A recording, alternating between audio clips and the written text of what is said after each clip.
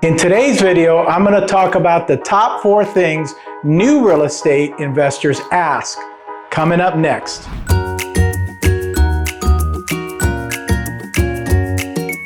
Real estate is one of the most profitable investments that you can make, but it can also be the most costly and complicated if you don't know what you're doing. As a longtime investor, broker, and mentor, I've learned a lot along the way. Friends, peers, and new investors often approach me with the same questions when considering investing for the first time. Let's get some of those answered.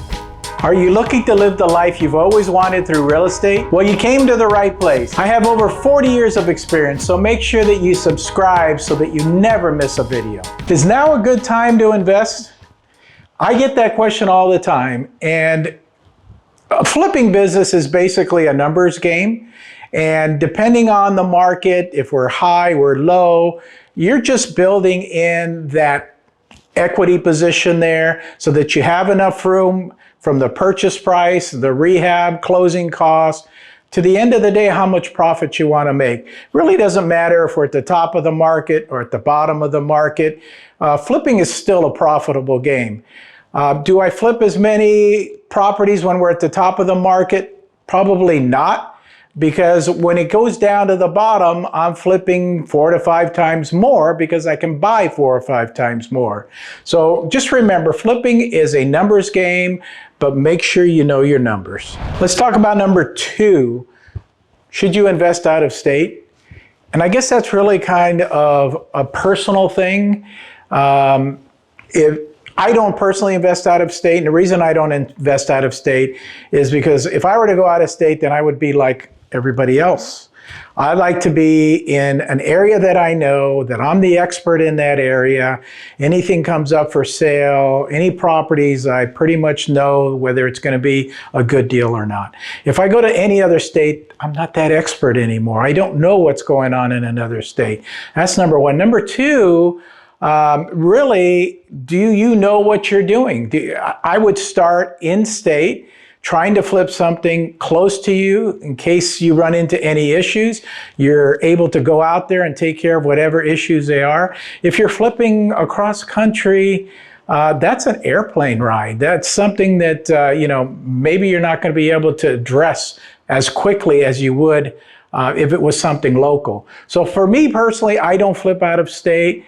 That's the decision that you're going to need to make, and really up to you. If you do, I guess tip number 3, if you do flip out of state, I would look for somebody that is going to be your eyes and your ears, a family member, a college roommate, somebody that you know, that you trust, that lives in that area, that can go by and take a look at these properties for you, and maybe even manage the rehab for you as well, long distance.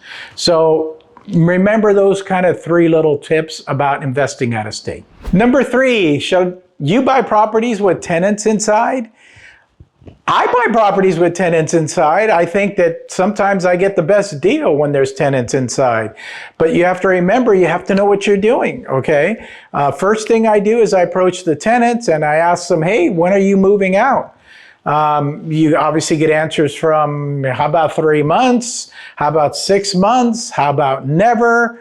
All those you have to deal with, okay? And I go through a normal process that I go through. I try to be as courteous and helpful as possible. Door knock, talk to them in person, let them know that you'd like them out as soon as possible and deal with that situation. If not, then you go, okay, well, this is my process, okay? This is not adversarial or threatening or anything. This is just a process that I use. We're here having a nice conversation. If you can move out, great. You can't move out. How about this? How about if I offer you some money? Cash for keys, we call it. So let's say they're renting in an area where they're paying $800 a month. I'm offering them $5,000 to get out. That's almost 6 months of rent. They're going to look at that. They're going to say, you're going to pay me 6 months of rent to get out like next weekend? Yes, I'm going to do that. Okay. Obviously, I built this into my formula, and I'm going to be good at the end of the day paying them their $5,000. But at the end of the day, sometimes people just say no. okay? And especially after the COVID situation, and thank God we're out of that at this point in time. But they were saying no, and they were staying in there, and they were protected by the state, the federal government, city governments. All of them were protecting, but all those protections are gone now. Okay, so my next process, and I tell them this, is I'm going to start an eviction process, okay? The eviction process for me, I hired a professional eviction attorney. It cost around $1,000 or maybe a little bit more now, $1,200 to start that eviction process. The filing of the paperwork, the actual filing a notice with the tenant, all that's about $1,200. It's actually less expensive for me to file an eviction, but like I tell them at the end of the day, if I file this eviction, that goes on your permanent record. If you're going to go from here, which you are, eventually going to go from here someplace else, if somebody sees that you've been evicted before, do you think you have good chances of renting another place? Probably not, but again, that's up to you. And then we just go through the process there. 9 times out of 10, they're out before the sheriff comes over to evict them. But there's always that, 10th time where the sheriff is really knocking on the door. And at that process, it's a lockout process. They take possession of the property. We literally change the locks on the door. And then we take care of everything inside the house. It's put into storage. They want it back. They have to come see me and pay me for it, okay? So that's the process with tenants. So know what you're doing when you're buying properties with tenants, okay? It's great when you have a seller that has a tenant that's not cooperative.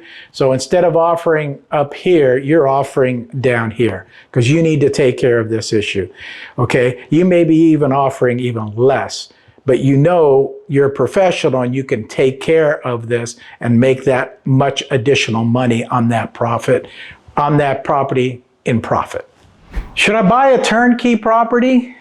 Well, I guess let's define what a turnkey property. A turnkey property is basically where I'm filming now. This is a product that we just finished. And it is literally, you turn the key on the front door and you walk in and you move your stuff in. That's a turnkey property. So it's not something that I do.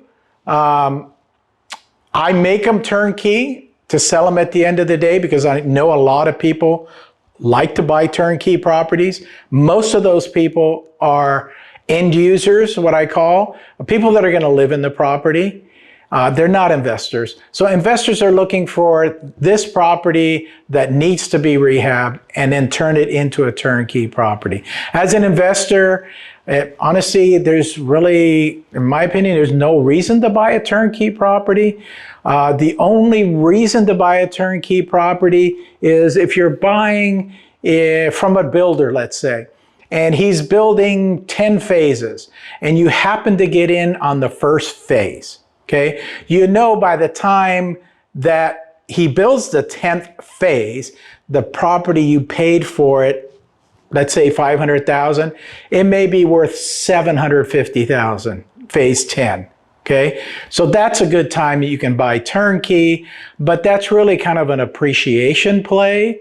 Instead of buying on an investment property, you're really betting on the appreciation from the time that you buy to the time that you sell it. What other questions do you have? Leave them in the comment section below. Good investing requires a knowledge of the market as well as dedicated analysis. Start today putting in the work to understand the different exit strategies and opportunities in your market. If you're new to investing and want to know if it's still a good opportunity to flip in 2022, click on this video right here. As always, feel free to reach out anytime. I'm always here to help.